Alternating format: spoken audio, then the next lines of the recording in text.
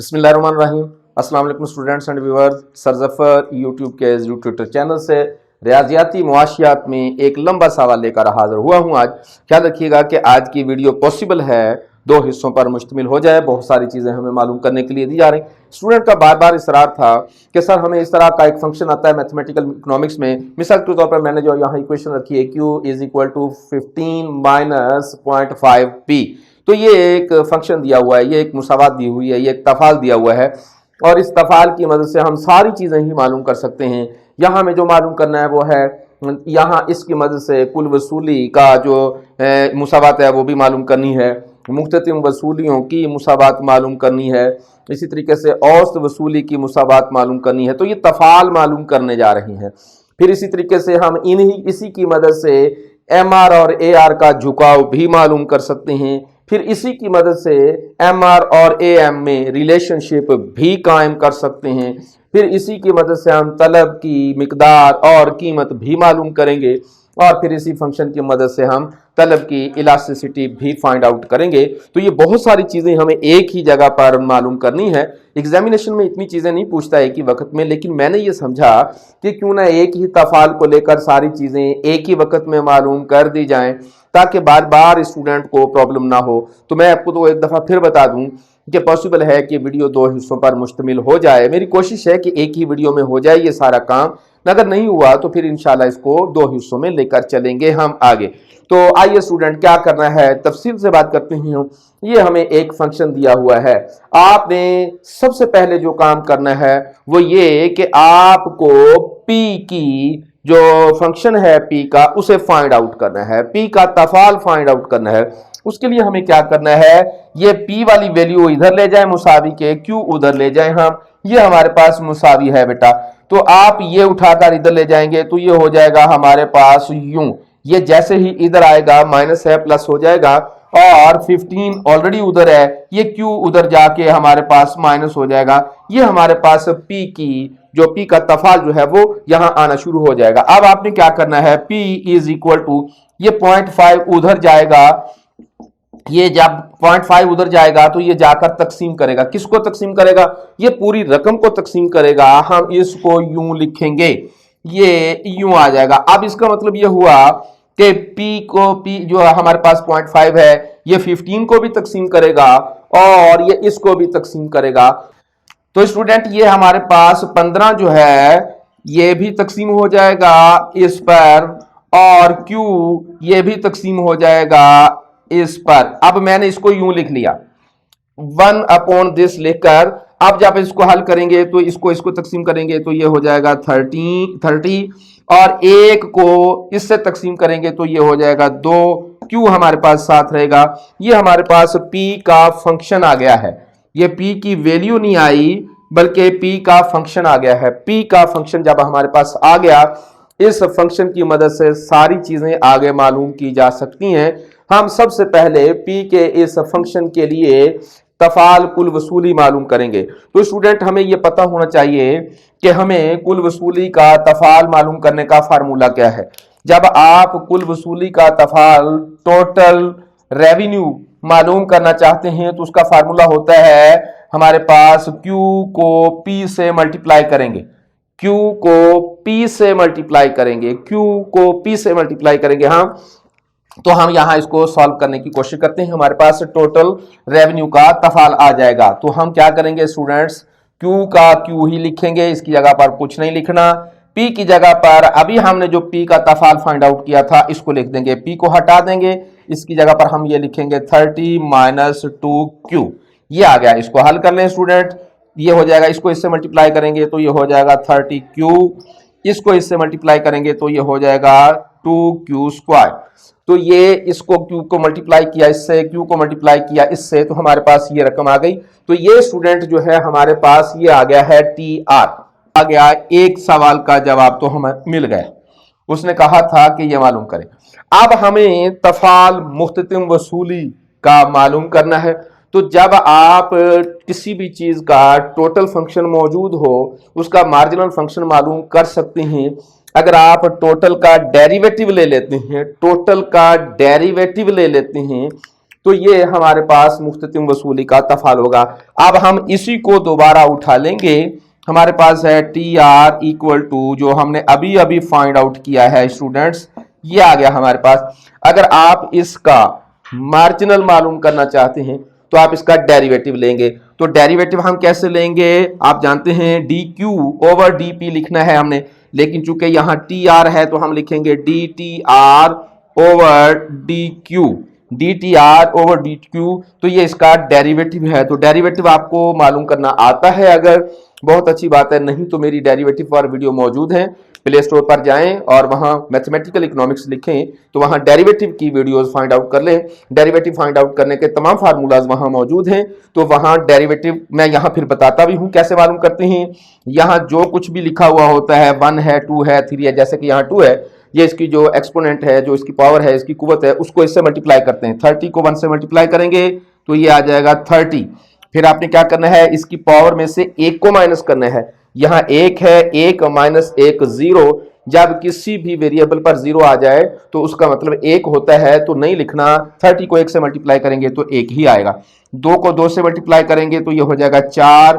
Q हमारे पास 2 है, 1 minus कर देंगे, क्यू 1 बन जाएगा। तो ये हमारे पास डेरिवेटिव आ गया। और ये लीजिए स्टूडेंट्स, इसका डेरिवेटिव भी फाइंड आउट हो गया हमारे पास। ये जो डेरिवेटिव है यही दरअसल मार्जिनल रेवेन्यू होता है।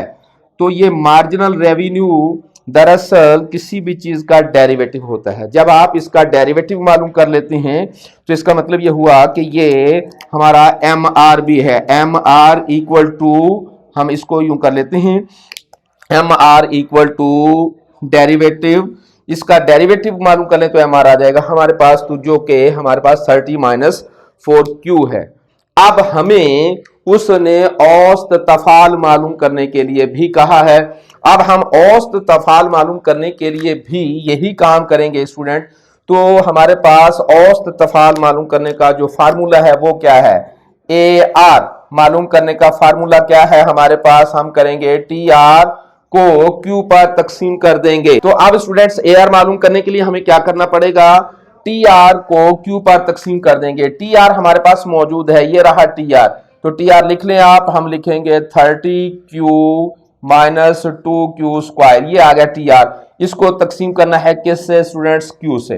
तो जैसे ही आप इसको क्यू से तकसीम करेंगे, ये क्यू को तकसीम करेगा तो ये रह जाएगा हमारे पास ओनली 30, ये क्यू तकसीम करेगा तो ये हो जाएगा हमारे पास 2Q। तो ये हमारे पास स्टूडेंट्स ए आर भी आ गया।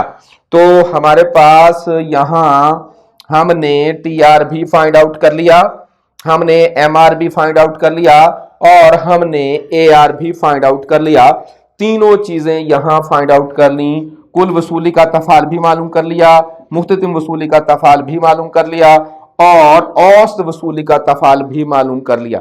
अगली बात जो हमसे पूछी जा रही है वो है एम आर का झुकाव और ए आर का झुकाव। हमारे पास एम आर मौजूद है और हमारे पास ए आर भी मौजूद है। अगर एम आर और ए आर के डेरिवेटिव ले लें तो डेरिवेटिव झुकाव ही को तो कहते हैं। अगर आप ए आर का डेरिवेटिव ले लेते हैं, मैं ए आर का डेरिवेटिव लेता हूं, ए आर है हमारे पास 30 माइनस 2Q। अब मैं इसका डेरिवेटिव लेता हूं तो हम अब लिखेंगे और ये, तो जब आप इसका डेरिवेटिव लेंगे स्टूडेंट्स तो आप जानते हैं 30 का डेरिवेटिव 0 होता है, मैंने नहीं लिखना, और इसका डेरिवेटिव है हमारे पास -2। तो ये -2 इग्नोर कर दिया करते हैं, मैं वजह बाद में बताता हूं। तो हमारे पास ये आ गया डेरिवेटिव जो कि झुकाव भी है। किस चीज का झुकाव है, ए आर का। तो ए आर जो मेरे पास फंक्शन था उसका मैंने झुकाव ले लिया, ए आर फंक्शन था, ए आर का झुकाव मैंने लिया। तो जो हमें पूछा जा रहा है ए आर का झुकाव, -2 आया, माइनस को इग्नोर करके मैंने प्लस लिख दिया। इसी तरीके से वो हमें एम आर का झुकाव भी कहता है। तो हम एम आर का झुकाव एम आर से मालूम कर लेंगे। हमारे पास एम आर कितना है स्टूडेंट्स, 30 माइनस 4Q, ये आ गया हमारे पास।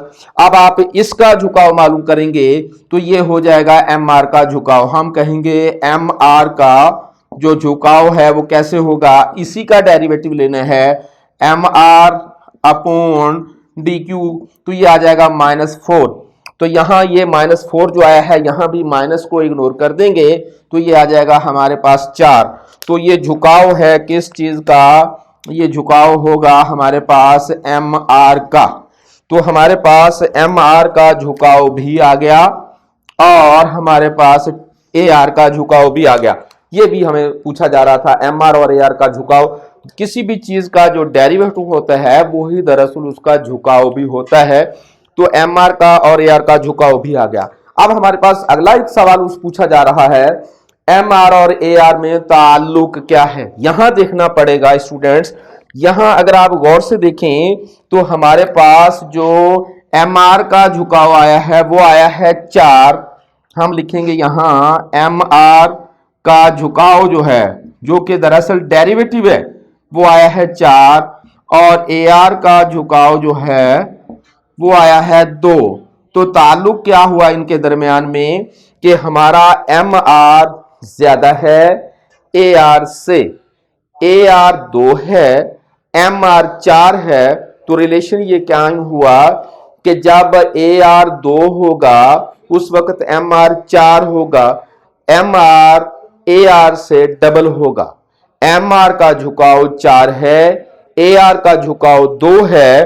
तो अगर आप इसका डायग्राम बनाना चाहें, जो कि बनाना नहीं है, वैसे मैं आपको बता रहा हूं, तो हम कहेंगे AR 2 है तो MR 4 है।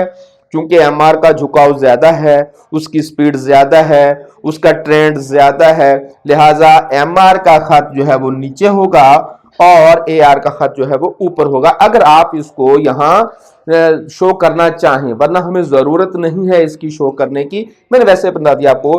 MR की स्पीड ज्यादा है लिहाजा MR नीचे रहेगा, क्योंकि यहां दोनों के साथ माइनस का लफ्ज आया था। अगर आप गौर से देखें तो ये भी जब हमने AR का झुकाव फाइंड आउट किया तो ये भी माइनस आया था, MR का झुकाव फाइंड आउट किया तो ये भी माइनस आया था। इशारा है इस जानिब कि AR खत का भी जो है वो रुझान माइनस था और MR का भी, इसका मतलब है कि दोनों खतूत जो है वो माइनस होंगे, माइनस का रुझान होंगे, नेगेटिव खतूत होंगे।